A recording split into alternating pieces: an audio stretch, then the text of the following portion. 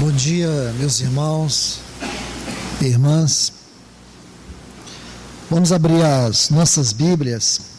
Segunda Epístola de Paulo aos Tessalonicenses, capítulo 2, diz assim: Quanto à vinda de nosso Senhor Jesus Cristo e a nossa reunião com Ele, nós vos rogamos, irmãos, que não vos demovais facilmente do vosso modo de pensar, e nem vos perturbeis, nem por espírito, nem por palavra, nem por epístola, como se fosse nossa, no sentido de que o dia do Senhor chegara. Ninguém de nenhum modo engane a vós, porque não será assim, sem que antes venha a apostasia e se manifeste o homem do pecado, o filho da perdição. Pai amado, no grandioso nome do Teu Filho Jesus, nós estamos aqui, reunidos mais uma vez, para Te glorificar e Te exaltar, ouvir a Tua palavra, partir este pão, comer e beber da Tua mesa, na doce comunhão da Tua presença. E nesta hora, Senhor, temos a oportunidade, nessa primeira parte da reunião, de receber a Tua palavra. Pedimos encarecidamente no nome daquele que ressuscitou e ascendeu aos céus, está assentado acima de todo nome que se possa referir. E é neste grande nome, o nome do Teu Filho amado, que nós oramos. Abençoe esta palavra nos nossos corações, em nome de Jesus, amém. Meus amados, nós estamos estudando sobre 4 marcas visíveis da apostasia desses últimos dias. Nesses textos que acabamos de ler, Paulo nos fala claramente 2 profecias importantes. E estas 2 profecias, elas estão dentro daquelas 20 profecias que ainda faltam se cumprir para a vinda do nosso Senhor Jesus. Então Paulo vai dizer que antes da vinda do Senhor, ocorrerão 2 eventos, e nós precisamos estar atentos a eles. Quais? A apostasia e a vinda do anticristo. E estamos estudando sobre essas marcas da apostasia. A primeira nós já estudamos, é o esfriamento do amor em decorrência da iniquidade. Nós vimos isto, na medida que o Senhor nos permitiu ver, baseado no capítulo 24 de Mateus, versículos 12 e 13, e depois vendo a palavra iniquidade, o que espiritualmente significa esta palavra no contexto da apostasia que vivemos, e a sua íntima relação com o esfriamento do amor.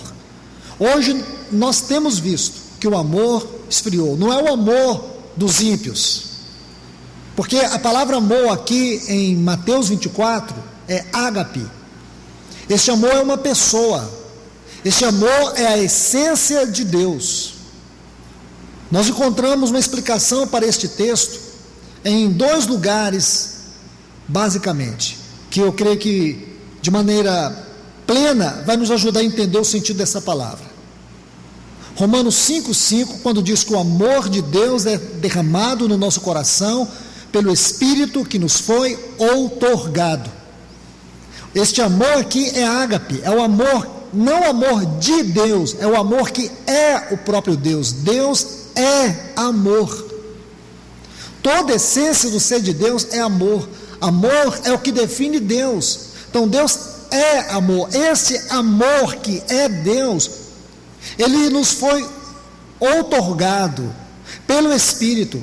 Ele nos foi dado pelo Espírito que nos foi outorgado. A habitação do Espírito Santo inclui o relacionamento com Deus.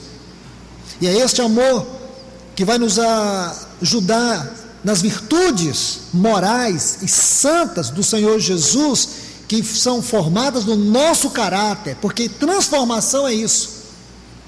Transformação não é deixar de beber, não é deixar de fumar, não é deixar de matar, não é deixar de prostituir, não é deixar de roubar. Transformação é quando as virtudes santas e morais do nosso Senhor Jesus tomam o nosso lugar. Então, ou lugar do nosso ser. Nós temos que compreender isso. Agora preste bastante atenção, irmãos, que esse amor que está esfriando, esse amor relacional. Os cristãos desse tempo têm sido caracterizados por uma profunda frieza. E aonde nós podemos ver o esfriamento do amor? De uma maneira muito simples e prática. Em primeiro lugar, a frieza do nosso amor para com Deus, a frieza do nosso amor para com os irmãos e a frieza do nosso amor para com os perdidos. Aqui nós vemos um aspecto do esfriamento. Quando é que o nosso relacionamento esfria com Deus? Quando nós fracassamos na palavra, fracassamos na oração e fracassamos na comunhão.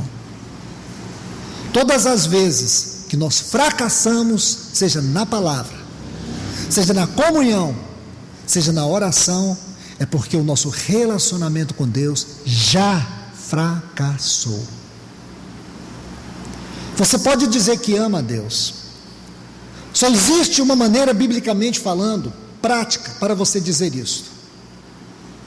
João 14, 23. Se alguém me ama, guardará minha palavra, e o Pai o amará, e viremos para ele e faremos nele morada. Então, veja a relação do nosso amor com Deus e do amor de Deus conosco, tendo em função nosso amor à palavra.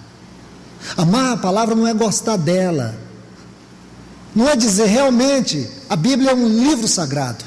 Amar a palavra é ter relacionamento com ela, e deixar que ela penetre você. Não é ler a Bíblia, é deixar que ela leia você. Não é falar a palavra de Deus, é deixar que ela fale a você. Porque o que você vai falar da palavra de Deus é o que ela fala a você. Então, esse foi o ponto que nós vimos. E o outro texto que nós lemos está em Apocalipse capítulo 2, baseado na carta à igreja de Éfeso, quando o Senhor diz para a igreja de Éfeso que tenho contra ti que deixaste o primeiro. A palavra primeiro ali vem de um termo grego, é próten, o melhor do teu amor. A palavra aqui é ágape. A igreja de Éfeso, enquanto ela se fortaleceu no serviço, enquanto ela se fortaleceu na obra, ela fracassou no relacionamento com Deus. Então, qual é o grande problema da apostasia? Esta primeira marca da apostasia: o esfriamento do nosso relacionamento com Deus. Cristãos apostatas perderão o arrebatamento da igreja. Cristãos apostatas vão sofrer a condenação junto com este mundo. Cristãos apostatas não herdarão o reino de Deus. Cristãos apostatas serão reprovados no tribunal de Cristo. Cristãos apostatas sofrerão as consequências da reprovação, da perda do reino, a reprovação no tribunal de Cristo, como aquelas virgens nécias, como aquele servo imprudente de Mateus capítulo 4, a partir do versículo 46. Você pode ver também em Lucas capítulo 12, você pode ver em Mateus capítulo 25, na parábola dos talentos. Cristãos apostatas, negligentes, infiéis e irresponsáveis quanto à vida cristã e o serviço cristão. Meus irmãos e irmãs, uma pessoa que tem o mínimo de temor a Deus, ao ouvir uma verdade como esta, se toca realmente o seu coração e ela crê em Deus, ela busca urgentemente arrependimento para a sua alma. Uma pessoa que ouve uma palavra dessa e não consegue sentir a trombeta de Deus no seu coração, é porque já está morta espiritualmente, porque morto não ouve, morto não vê, morto não fala. Que tristeza, irmãos. Esta é a geração caracterizada pela mais triste apostasia, insensibilidade. Mas deixe-me mostrar mais uma outra marca, uma triste marca da apostasia do nosso tempo. Hebreus capítulo 5.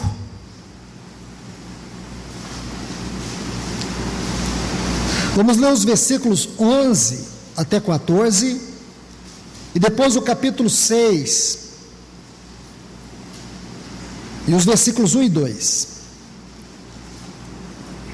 Hebreus capítulo 5, versículo 11 a seguir diz: a respeito disso, quero que vocês, por favor, sublinhem essa frase. A respeito disso, temos muito a dizer, coisas difíceis de explicar, visto que vos fizestes tardios para ouvir. Porque depois de tanto tempo, devendo já ser mestres outra vez, tendes necessidade de que vos ensine quais são os primeiros rudimentos das palavras de Deus, e chegastes a ter necessidade de leite, e não de alimento sólido. Pois todo aquele que se alimenta de leite é inexperiente na palavra da justiça, porque é menino. Mas o alimento sólido é para os que alcançam a maturidade, para os que em razão do costume têm os sentidos exercitados no discernimento do bem e do mal. Capítulo 6, novamente, por isso, deixando já os primeiros ensinamentos, a sua palavra, a Bíblia deve ser rudimentos, ensinamentos acerca de Cristo, prossigamos, então é deixar e prosseguir, prossigamos em busca da maturidade, sem lançar outra vez o fundamento de arrependimento, de obras mortas, da fé em Deus, do ensino sobre batismo, da imposição de mãos, da ressurreição dos mortos e do juízo eterno. Somente até aqui, meus irmãos e irmãs. Primeira coisa que eu preciso chamar a atenção de todos vocês, voltemos para o versículo 11, diz assim: a respeito disso, espere, nós não podemos ler o texto sem observar esta frase, a respeito disso. Eu pergunto, a respeito de quê? O que realmente este escritor aos Hebreus está dizendo? A respeito disso o quê? Então, para sabermos o que ele está dizendo, precisamos olhar o contexto. Se você observar que, a partir do versículo 5, do capítulo 5 desta epístola aos Hebreus, ele introduz aquilo que podemos chamar um dos pontos mais elevados da exposição desta epístola. A epístola aos Hebreus, juntamente com a epístola aos Colossenses, Efésios, Gálatas e Romanos, constituem os fundamentos doutrinários de toda teologia apostólica. Estes livros constituem o cerne, o coração da doutrina apostólica. Tudo o que Cristo e os apóstolos ensinaram estão nessas epístolas. Então observe que ele vinha falando sobre o sacerdócio de Cristo segundo a ordem de Melquisedeque. Como já lhes disse, este é um dos temas mais elevados desta epístola. E o que acontece aqui? Agora voltemos, por favor, apenas mencionando o versículo 10, para que nós possamos buscar um pouquinho de luz e entender o que realmente ele está dizendo. E foi proclamado publicamente por Deus como sumo sacerdote segundo a ordem de Melquisedeque. Ele já vinha dizendo isso desde o versículo 5. Então ele conclui aqui. Deixe-me colocar um ponto, gostaria que você observasse cuidadosamente. Todo esse versículo 11 até o 14, some-se a isto, todo o capítulo 6 é um parêntese. Se você observar aqui, nós temos um parênteses. Observe, porque é importante. Esse parênteses, porque se você pega o versículo 10 do capítulo 5, e observe o versículo 1 do capítulo 7, o que diz? Porque esse Melquisedeque, está vendo? Começa assim o versículo 1 do capítulo 7. Por quê? Porque ele está dando continuidade ao versículo 10. Então, o versículo 10 do capítulo 5, você liga ao versículo 1 do capítulo 7. Então, o que você tem entre esses dois versículos é o quê? Um parênteses. Um parênteses. Agora, temos que atentar. Porque ele diz, a respeito disso, a respeito da doutrina do sacerdócio de Cristo segundo a ordem de Melquisedeque, eu tenho muito o que dizer. Porque são coisas difíceis de explicar. Por que vocês se tornaram o quê? Tardios em ouvir. E observe mais. Olha o versículo 13. Pois todo aquele que se alimenta de leite é inexperiente na palavra. Então nós temos aqui tardios em ouvir, inexperientes na palavra. Versículo 14, mas o alimento sólido é para os que alcançam maturidade. Qual é o assunto então que nós podemos extrair aqui, concernente à apostasia? Qual é a marca da apostasia que nós podemos extrair aqui? Os versículos 1 e 2 do capítulo 6 vai dizer, ele diz assim, prossigamos em busca da maturidade. A questão aqui, irmãos, é que eles não podiam alcançar as esferas mais elevadas da revelação da pessoa e da obra de Cristo por causa da imaturidade. A imaturidade é uma triste marca da apostasia dos nossos dias. Cristãos imaturos, cristãos que não crescem, cristãos que são levados por toda roda de vento, de doutrinas cheias de artimanha, que induzem ao erro. É o que Paulo diz em Efésios capítulo 4. Por favor, meus irmãos e irmãs, abram suas Bíblias comigo aqui em Efésios capítulo 4, versículo 14. Você sabe que os versículos, desde o versículo 8, quando ele está falando que Cristo desceu às profundezas da terra, depois subiu e concedeu dons aos homens, apóstolos, profetas, evangelistas, pastores e mestres, tendo em vista a edificação do corpo, ou equipar o corpo, aperfeiçoamento dos santos para o desempenho de todo o serviço. Então ele está falando disso. Aí ele diz no versículo 13, até que todos cheguemos à unidade da fé e do pleno conhecimento do Filho de Deus, a perfeita varonilidade, a medida da estatura de Cristo. O que é isso? Maturidade. Para quê? Essa frase para quê significa, qual é o propósito, irmãos? De vivermos a vida cristã madura, baseado pelo governo de Deus, através dos seus homens dons, das suas dádivas, profetas e mestres, esses que Deus tem dado como dádivas na edificação da sua casa. Qual é o propósito? Para que sejamos aperfeiçoados em nosso serviço, para a edificação do corpo de Cristo, para que cheguemos à perfeita maturidade, à plena estatura de Cristo, maturidade espiritual, para que não sejamos como meninos agitados pelas ondas e levados em roda por todo o vento de doutrina, pelo engano dos homens, com astúcia, induzem ao erro. Então você vê a questão da imaturidade. Isso é um atraso, irmãos. Imaturidade é um atraso. Você sabe, escute isso, quando o povo de Israel saiu do Egito, eles tinham um caminho para passar.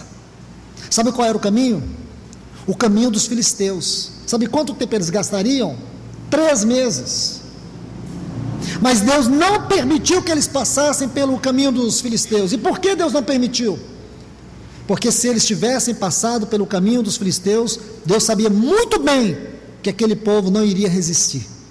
Era um caminho fácil. Eles só iam sair, imediatamente eles iam contornar, fazendo uma pequena curva pela direita e depois entrando pela esquerda, eles sairiam em Canaã. Mas não, Deus levou eles pelo deserto, eles tiveram que andar 40 anos. E por que 40 anos? Porque isso fala do caminho da cruz. A cruz tem que trabalhar profundamente na nossa vida. Você vê que uma velha geração foi toda sepultada no deserto, só uma nova geração, com exceção de Josué e Caleb, somente estes entraram em Canaã, porque nossa carne velha tem que morrer, nosso velho Adão tem que morrer, nós temos que crescer. Lembre-se, vou dar os textos para vocês, Números capítulo 1, versículo 2, Números capítulo 26, o versículo 2 e 4, Números capítulo 1, versículo 2, Números capítulo 26, versículos 2 e 4, aqui agora Moisés prepara um exército para a batalha final, para os dias finais, para o momento final. Aquele seria o exército de Israel, que iria introduzir Israel em Canaã. Quem Moisés escolheu para essas duas grandes batalhas, para essas batalhas? Quem? Somente os que estavam aptos, somente os maduros. Somente os maduros. Os imaturos não batalham. Os imaturos, irmãos, ficam sempre para trás. Sempre para trás. Eles não servem de vanguarda. são presas fáceis, como disse Paulo aqui no versículo 14 de Efésios 4, eles são presas fáceis, eles são fáceis de serem enganados, eles são fáceis de serem seduzidos, eles nunca crescem, eles não percebem a grandeza da revelação do propósito eterno de Deus, vivem da quinquilharia, vivem das migalhas, eles não sentam à mesa. Eu sei que esse assunto é impossível de concluir hoje, mas eu vou pelo menos colocar alguns dos pilares deste assunto para você ver. A questão da profundidade espiritual e a terrível tragédia da imaturidade daqueles que não querem crescer. Não tem nada mais trágico na vida cristã do que a imaturidade.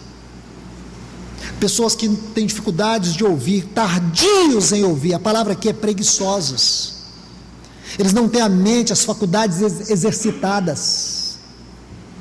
Pessoas que se vangloriam da ignorância. Quem, irmãos, tem o direito de se vangloriar da ignorância? Para quem a ignorância é vantajosa? Só para Satanás. Meu irmão, minha irmã, você não fica incomodado, porque isso não é uma questão de tempo, mas às vezes o tempo nos ajuda a refletir sobre a nossa falta de compromisso, porque tempo é uma questão de prioridade. Tempo serve para nós avaliarmos as nossas prioridades, em todos os sentidos. Imagine você que serve a Deus há tanto tempo, espiritualmente você não tem crescido nada. Você está feliz? Satisfeito? Será que você não percebe que Satanás te mantém num cativeiro de ignorância para tornar você uma presa fácil? Você não percebe que por essa ignorância, por causa dessa ignorância, você tem perdido o privilégio de desfrutar as esferas mais elevadas do seu chamamento e da sua vocação? Você percebe que essa imaturidade tem feito a sua oração um instrumento de negócio com Deus e não de relacionamento? Você só ora porque precisa de Deus para alguma coisa na sua vida. Você nunca ora porque você talvez se ofereça para Deus precisar de você, te usar. Você sempre ora porque você quer algo de Deus para você. Mas quando você conhece o verdadeiro caminho da oração, é Deus que ganha você. Porque a oração não é para mudar a Deus, a oração é para mudar a nós. E os anos vão passando, a oração se torna um negócio. A palavra de Deus é apenas um livro de leitura, é um manual de bons costumes. Lemos a palavra por desencargo de consciência. Quando a lemos, tratamos ela, não vou nem dizer em terceiro lugar, mas talvez em último lugar em termos de prioridades daquilo que nós colocamos e concentramos os nossos olhos. Primeiro, celular. Segundo, televisão. Terceiro, não sei o que. Quarto, também não sei o que. Mas em último lugar, com certeza, se é assim, a palavra de Deus sempre estará em último lugar, quando ela não é prioridade da nossa vida. Por isso que as pessoas estão escravizadas pelos olhos, estão perdendo seus ouvidos. Dos nossos sentidos, o ouvido é o mais importante. Escute isso. O ouvido é mais importante. A visão espiritual que Paulo recebeu no caminho de Damasco não foi pela visão, foi pelo ouvido. Ouviu uma voz que dizia: Saulo, Saulo. Ele estava cego. 7 vezes o Espírito vai dizer em Apocalipse 2 e 3: quem tem ouvidos, não é quem tem olhos não, quem tem ouvidos, ouça o que o Espírito diz às igrejas. Bem-aventurado são aqueles que leem e ouvem as palavras deste livro, porque ler sem ouvir não tem sentido. Você tem que ler e ouvir, porque o ouvido é sempre superior, está acima do ver. Então, irmãos, nós nunca vamos compreender a nossa real condição se essa palavra não entrar dentro de nós, nós nos avaliarmos. É por perdermos o senso de avaliação é que estamos estagnados.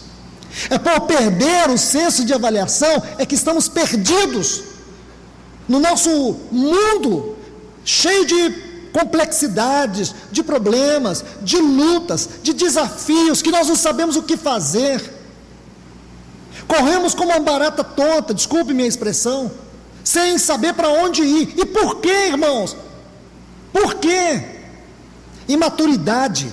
Porque uma pessoa que não tem maturidade, não tem suas faculdades exercitadas, portanto, como diz o escritor, não sabe discernir o bem nem o mal, fica perdido.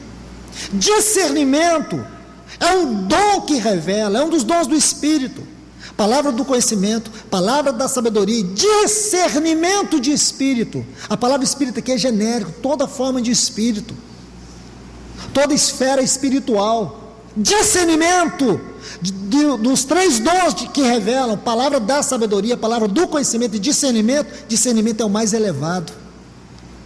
Então veja, irmãos, quantos cristãos estão perdendo discernimento? Quantos cristãos estão perdendo a sua audição espiritual, por isso estão perdidos neste mundo, sendo tragados por este mundo. Vivemos dias maus, dias perigosos, vivemos dentro de uma sociedade extremamente corrupta, pervertida, um evangelho diluído, profissionais da mentira estão pregando a palavra de Deus e as pessoas sem discernimento, sem visão espiritual, ouvem porque querem algo para a sua carne, que motiva a sua alma, mensagens sem Bíblia, mensagens sem revelação do alto, e a igreja está morrendo. Nós estamos vendo, irmãos, uma igreja se separando do santo e caindo no laço do profano, por causa da imaturidade, não cresce, não avança. Irmãos, isso é sério. Este é um ponto delicado do nosso estudo sobre as marcas da apostasia, imaturidade. Deixe-me colocar, irmãos, um dos pontos aqui acerca do sacerdócio de Cristo, que uma pessoa imatura não é capaz de tocar. Por favor, capítulo 7 aqui de Hebreus, porque esse Melquisedeque, Hebreus capítulo 7, versículo 1, porque esse Melquisedeque, rei de Salém, sacerdote do Deus Altíssimo, que saiu ao encontro de Abraão, quando este voltava da derrota dos reis, e o abençoou, a quem deu Abraão o dízimo de tudo, esse cujo nome significa primeiramente, rei de justiça, e também rei de Salém, ou seja, rei de paz, sem pai, sem mãe, sem genealogia, que não teve princípio de dias, nem fim de vida, mas feito semelhante ao Filho de Deus, permanece sacerdote eternamente. Se você pegar todas as porções, daqui em diante você vai ver os aspectos do sacerdócio de Cristo Jesus, segundo a ordem de Melquisedeque. Você sabe muito bem que os judeus, eles tinham a ordem de Arão, todo o sacerdócio em Israel era segundo a ordem de Arão. Eles derivavam da tribo de Levi. Cristo não era da tribo de Levi, ele era da tribo de Judá. Portanto, significa que, humanamente falando, ele jamais poderia exercer o sacerdócio. Mas o sacerdócio de Melquisedeque aparece antes do sacerdócio levítico. Onde surge o sacerdócio de Melquisedeque? Surge em Gênesis capítulo 14, o versículo 18, quando Abraão vem de uma batalha, onde ele vence 4 reis, e depois de vencer esses 4 reis, Melquisedeque lhe aparece, Abraão lhe entrega o dízimo de tudo, e Melquisedeque lhe abençoa com o pão e vinho.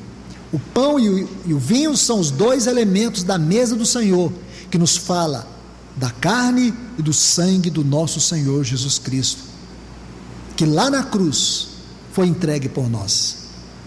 São os elementos que nos falam da aliança eterna que Deus fez conosco em Cristo Jesus. E nesta aliança nós entramos com as nossas misérias, com a nossa condenação eterna, com os nossos pecados. Ele entrou com a sua justiça, ele entrou com a sua vida santa, ele entrou com tudo que ele era, com tudo que ele possuía, uma vida sem pecado. Ele entrou com a sua santa vida, e diante de Deus ele fez esta aliança conosco, e agora nós somos partes desta aliança, graças a Deus por nosso Senhor Jesus Cristo. E a primeira coisa que nós vamos ver aqui, irmãos, que um cristão imaturo é incapaz de tocar, é isso aqui. Porque diz que o Melquisedeque, ele era o rei de paz e também um rei de justiça. Porque Melquisedeque é justiça. Melquisedeque, rei de justiça. Mas descobrimos que ele não é só um Melquisedeque, ele também é um Melquishalom, ele é um rei de paz. Justiça e paz. Este é o primeiro ponto que nós vamos extrair aqui sobre o ensino sobre Melquisedeque, que um imaturo não consegue crescer. Deixe-me colocar um texto, pelo menos dois, para ajudá-los a configurar essas verdades. Salmo 85:10, na parte final diz assim, que a justiça e a paz se beijaram. Justiça, Melquisedeque, paz, Melquishalom, justiça e paz. Porque estes textos aqui vai falar dessas duas coisas, justiça e paz. Irmãos, o que significa a justiça de Deus? Nós não tínhamos justiça, nós éramos filhos da ira. Nós não nascemos pecadores eleitos, nascemos pecadores condenados. Nosso problema não era um problema qualquer, um problema, humanamente falando, irremediável. Éramos filhos da desobediência. Nós não nascemos vivos, espiritualmente nascemos mortos e condenados ao inferno. Então toda a nossa vida de pecado era uma simples demonstração que nós estávamos em Adão e não em Cristo. Nós estávamos na morte, não na vida. Nossa vida, ela caminhava dia após dia como uma afronta a Deus. Nós ferimos a justiça de Deus, a santidade de Deus, éramos ímpios. Como diz Paulo em Efésios 2:1, estávamos mortos em nossos delitos e pecados. Andávamos segundo o curso deste mundo. Éramos por natureza filhos da ira. Este era eu, era você. Não havia, irmãos, nenhum meio humano para nós nos redimir. E nós tínhamos um problema sério com Deus, que é o nosso pecado. Porque o nosso pecado fere a santidade de Deus, fere a sua justiça. Desde que Adão pecou. Então veja, irmãos, não era um problema qualquer. E para Deus solucionar o problema do nosso pecado, só havia um meio.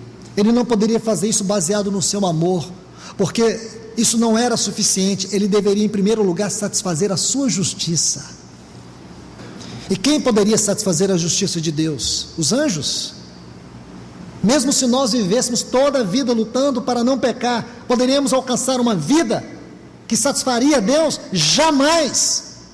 A satisfação de Deus não estava em outro lugar, em ninguém que não fosse nele e ele mesmo. É aí que entra o amado Filho de Deus. Quando você pensa nessa justiça, você tem que rasgar o seu coração. Falar, Senhor, como pôde me amar tanto assim? Para mim, para você, qualquer coisa nos satisfaria. Para Deus, não. A justiça de Deus não é uma coisa qualquer.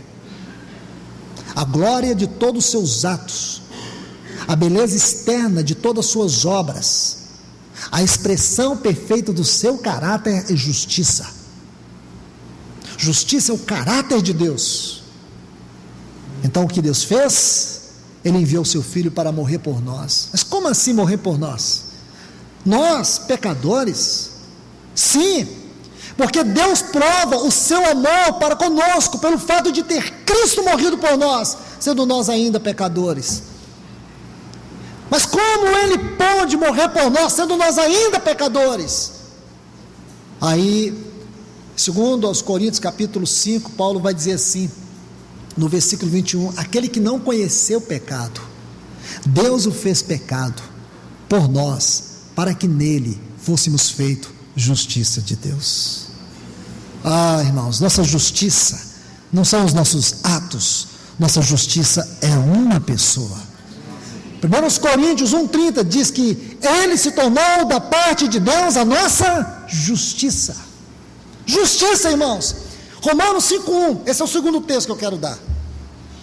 Justificados, pois, mediante a fé, temos o quê? Paz. Está vendo aqui Melquisedeque, Melquishalom, justiça e paz. Paz. E um imaturo não consegue tocar isso. Ele não consegue perceber a justiça de Deus. Toda a sua vida brincando com o pecado, é porque ele não compreende a justiça de Deus. É porque ele banaliza a justiça de Deus. Ele não cresce, ele não avança no perdão de Deus, ele não avança na comunhão do sangue, ele não avança no amor de Deus. Ele continua em um cativeiro de culpa, num cativeiro de pecado que só vai puxando ele para baixo. À medida que ele peca, ele não conhece o poder do perdão, ele não conhece a satisfação de Deus em seu filho, ele não sabe de tudo isso, ele não consegue alcançar. Sabe o que ele faz? Ele fica na periferia da podridão, do poço dos seus pecados. Ele vive assim, debaixo de condenação.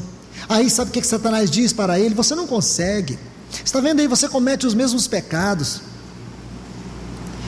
E sabe o que uma pessoa sempre vai fazendo numa situação dessa? Vai pecando mais ainda. E tenta servir a Deus, é com medo do inferno. Tenta fazer coisas para Deus, para aplacar a ira de Deus, para amenizar a ira de Deus. Meu irmão, isso é tolice. Nós não precisamos aplacar a ira de Deus, ela já foi aplacada lá na cruz do Calvário. E por que você não sente paz? A imaturidade impede você de sentir paz. Porque a paz que nós queremos sentir é a paz que a psicologia oferece, é a paz que os conselheiros oferecem. A nossa paz não é um mero sentimento, nem um estado de espírito. A nossa paz é uma pessoa. O príncipe da paz, o rei de paz, ele veio habitar dentro de nós. E por que ele pode habitar dentro de nós? Porque a sua vida perfeita, aquela vida que entrou na morte, aquela vida que matou a morte, aquela vida que saiu da morte, aquela vida que entrou nos céus, satisfez a justiça de Deus eternamente. E o que esse sumo sacerdote pode fazer por nós? Ele está fazendo por nós, porque ele é um sacerdote que ministra dos céus para nós. Como Salvador, ele foi até aquela cruz e desceu às profundezas do abismo por nós. E quando ele ressuscitou e entronizou, agora ele ocupa uma função, ele está sentado. Nós vamos ver nos textos seguintes que o nosso sumo sacerdote está assentado.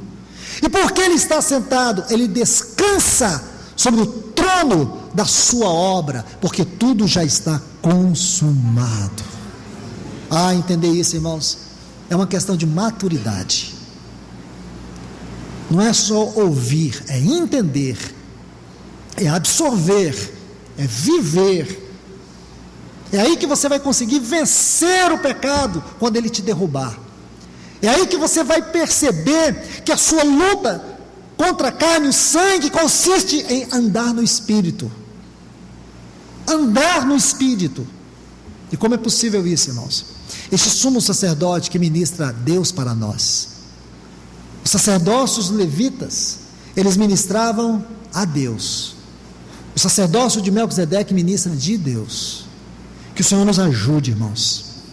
Que nós sejamos libertos dessa apostasia, dessa frieza, dessa imaturidade. Venhamos crescer. Esta é a palavra, crescer. Porque crescer não é só uma esfera de conhecer teologicamente. Nada disso. Conhecer na Bíblia e crescer na Bíblia é uma questão de experiência espiritual. Experiência. Um cristão maduro, ele tem experiência espiritual, experiência com Deus. Irmãos, que o Senhor nos ajude, que o Senhor nos abençoe. Pai, no nome de Jesus, nós te louvamos e te agradecemos por esse tempo, por este momento, e que podemos receber tua palavra. Nos ajuda, Senhor, ajuda-nos, sonda o nosso coração, Senhor. Senhor, nos liberta desse cativeiro de maturidade, onde muitos, Senhor, se vangloriam de serem crianças mimadas, crianças que retém tudo o que ganha e nunca compreende o valor das coisas, nunca compreende o valor dos tesouros insondáveis de Cristo que tem sido ministrado a nós. O Senhor nos liberta dessa infantilidade, o Senhor nos liberta de sermos neófitos. Senhor, nós necessitamos de um crescimento espiritual. O nosso crescimento espiritual não é o aumento do nosso conhecimento, é a medida de Cristo que está crescendo dentro de nós. É resultado da nossa vida em Cristo que está aumentando. Nos ajuda, Senhor. Nos tira da superficialidade. Nos tira dessa vida rasa, medíocre. Nos leva a viver a vida cristã em um plano mais elevado, num plano mais alto, Senhor. Nos faz viver com a mentalidade celestial e não mundana. Nós te pedimos, ó Deus, em nome de Jesus. Amém.